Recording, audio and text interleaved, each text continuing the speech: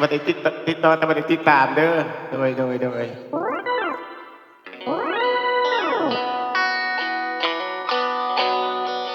เอาบอกไปงานที่เนาะที่มาได้นำใจที่เปิดขอมาถ้าคิดถึงคือสิเป็นบาสองตาผัวน้องป่าไอ้ดีนาสิตายก่อนก็คำแพง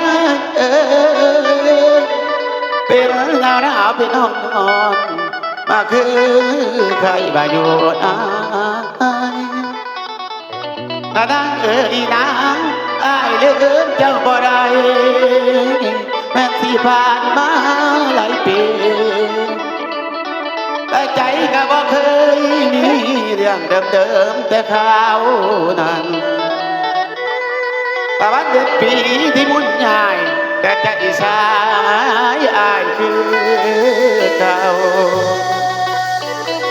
ถ้าน้องไปเป็นเมียเขาไอ้นางเงาอยู่บ่แล้วเข้าใจนั่นแหละเด้อมันเป็นแปลวอยู่บ้านไหน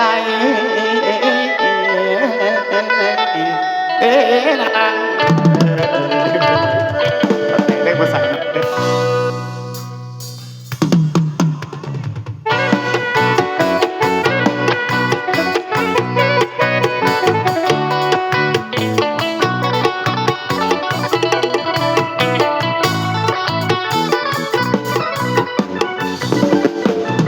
เหลืองบ้านที่ดินอายก็กินกับปลาตั้งแต่น้องไปแต่งงานอายสงสารมาหลายเดือนปีตั้งแต่น้องเป็นเมียเขาอายกินแต่เหล้าน้ำบัดเดือนปีหากก็หากบ่เลิกบ่หนีหากคนดีกันเหมือนนิทาน บ้านคือลูกนางบัวเจ้าเอาหัวไอ้ยังหำอ่อนคิดทอดบางส่วนบางตอนให้หำอ่อนทุกวันเวลา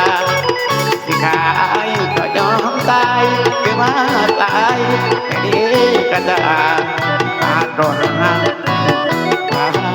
วันคนฟ้าคือบ่เห็นจะไป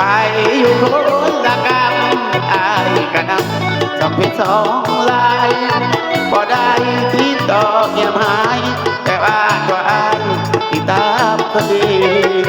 ที่ตามเลยอีกคนเพื่อนไปต่อบ่ได้สีได้บ่ดีหากก็หากบ่เลิกบ่ดี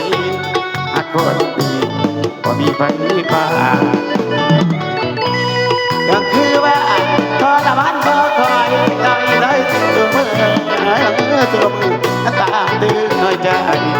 นอนห้องให้ยามเขาส่องที่ไล่ตายคือคนตายทอดลายแต่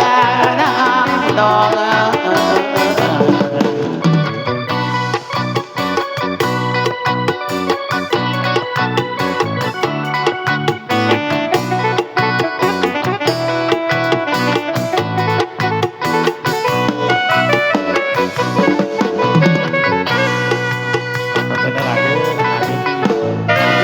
ขอหักใจตัวนี้เนาะน้องออกมันยังหลายคนเอาไปพ่อก่อนเอาลูกก่อนเป็นเมย์เนาะ